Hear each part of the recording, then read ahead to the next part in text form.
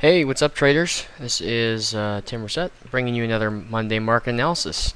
Today is Monday, the 19th of August, 2013, and we'll start off by looking at the ES. I've got the weekly chart up, and you can see that extension that we were in, that we've been in with targets above us at 1740s. Now, we talked about those 1740s for the past couple of weeks as a target. We have not got there yet, and if I go to a daily chart, you can see that we consolidated for a while, kind of formed a triangle pattern, meaning we formed a series of higher lows here over the last couple of weeks, but also then we formed a series of lower highs, and at that point, when we get to that apex, when the market tightens like that, it's really building up steam. You can see these doji candles in the last couple of days before this breakdown that we've had, and really what that what this tightening formation, this triangle formation is kind of signaling is yes, there's indecision in the markets, but as we get tighter and tighter, it's signaling that there's going to be a big push in one direction or the other. Now, typically, we resolve the triangle in the direction of the previous trend, meaning the prior trend was up, and usually we would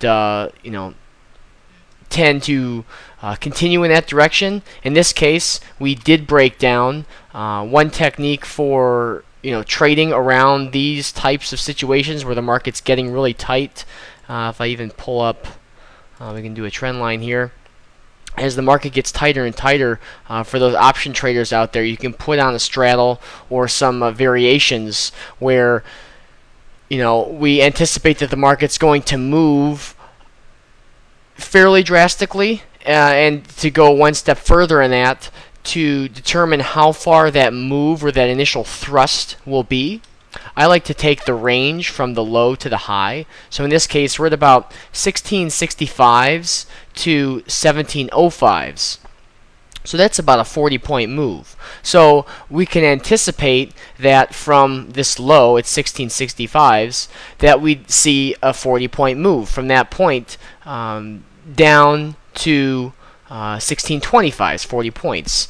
I've seen some traders take the that range and take that from the apex. So 1685s, 40-point move down would be 1645s, which is where we're at right now.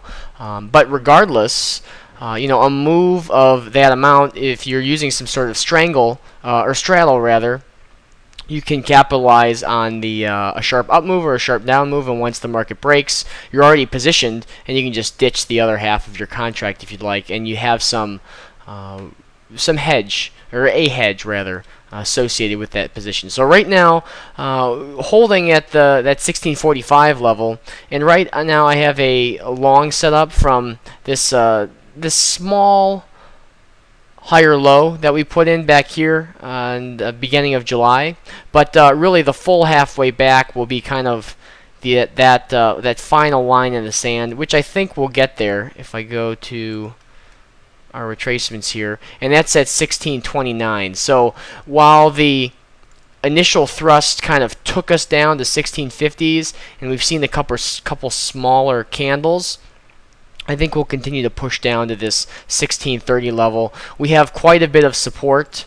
If I clean up the chart a little bit in this range, and if I go like this, you can see that we have quite a bit of support right here, as well as just below it.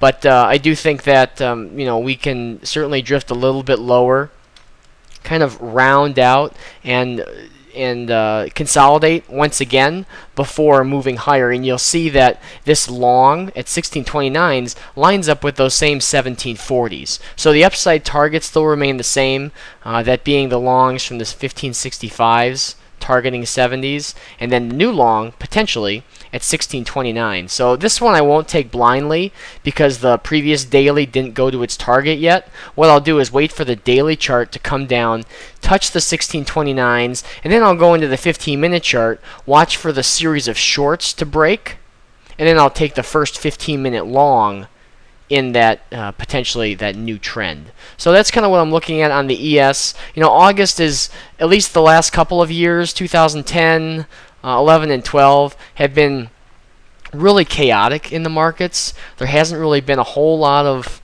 rhyme or reason for some of the moves that have occurred. I'm not sure if it's just coincidence that it's been August the last couple of years. But this week for news, we have the FOMC minutes on Wednesday at 2 o'clock Eastern, and then jobless claims Thursday and new home sales Friday. And so jobless claims are before the market open, and new home sales 30 minutes after. So we have a couple of things that could move the markets, and I'd be looking for a push a little bit lower, and then for us to kind of round out, consolidate, and then start turning over and moving higher. And then when we get back up into this 1680 to 1690 level, I look for some sort of brief pause as we see this old support here become resistance.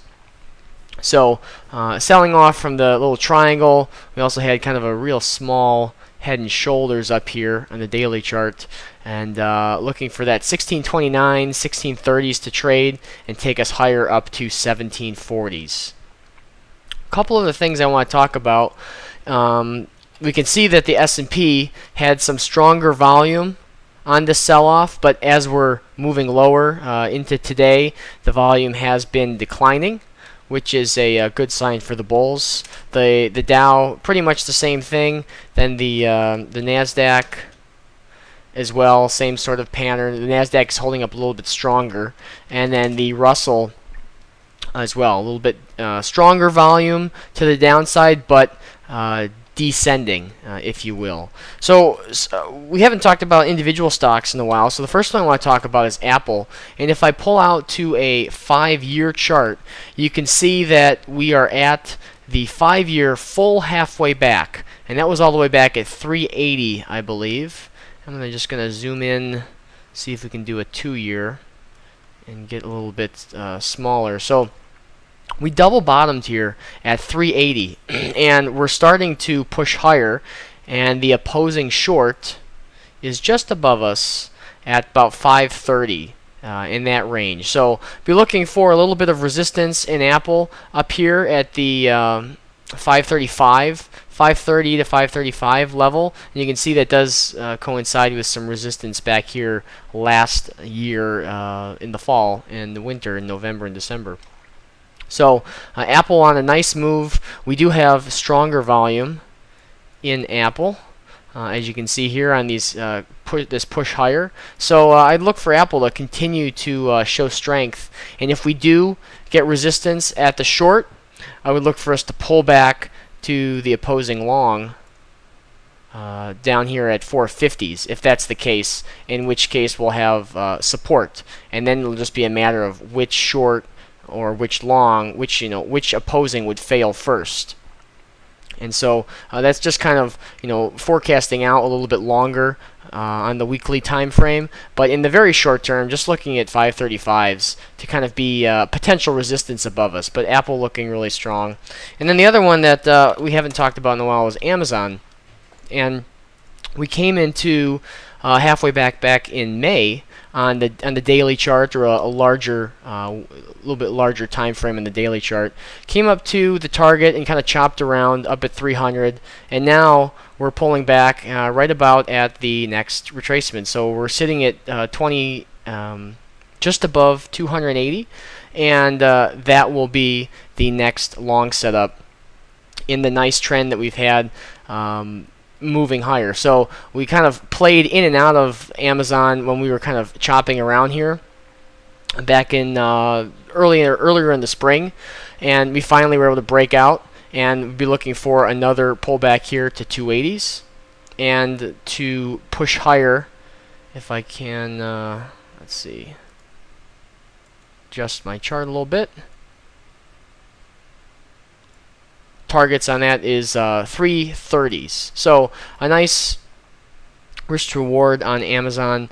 We do have support that lines up with that 280 50% retracement as well. And then the last one I wanted to talk about is gold. And This is one just like just like Apple, at that 5-year full halfway back.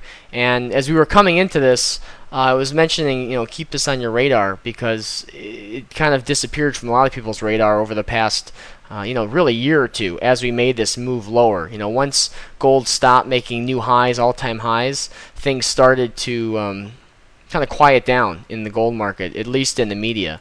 And so I think now is the time. We talked about making these little small but significant higher lows back here. And then the last time we talked a couple weeks ago, we had pulled back to that 122 level, and that gave us another opportunity to add, or at least get in a position. And so now that we're up at the target at 140s, we can draw the next setup from lows to highs, and that gives us an entry right at about 128. So again, that 50% lining up with support. So we have multiple levels of support lining up with each other, and really the key will be once we can break out of this really this initial consolidation that kind of took us lower. We have kind of an inverted head and shoulders, this being the left shoulder, the head, and then the right shoulder. So if we can pull back briefly, get some support, and push higher, you'll see the stronger volume on this up move here in the last couple of weeks. I think gold will be something to keep on your radar and watch as we start climbing higher. And even if we don't make it up all the way to new highs, by the end of this year or even next spring, it's one of those that you'll want to keep on your radar because it can be a nice position to trade in and out of, just like Amazon and just like Apple. So for the rest of the month of August, I would say trade lightly because things can be a little bit wild, especially getting into going into Labor Day weekend. But then once Labor Day weekend is over, the fall is almost as good, if not better, as the spring. So those early months, February, March, April, make for great trading opportunities. The summer, you get that slowdown between Memorial Day and Labor Day, and then now once the school starts back up, it seems like things get a little bit more technical, and going into the winter and the months of October, especially October, November, and then the first part of December leading up into Christmas, make for some great trading opportunities, really technical markets, and some really great swing trading opportunities as well. So that's all I have for you this week. Stay tuned for I put some more webinars in the archive that I did last week with Randy Howell over at Trader's State of Mind. Those are in the archive as well. You can check those out, and stay tuned for another video next week.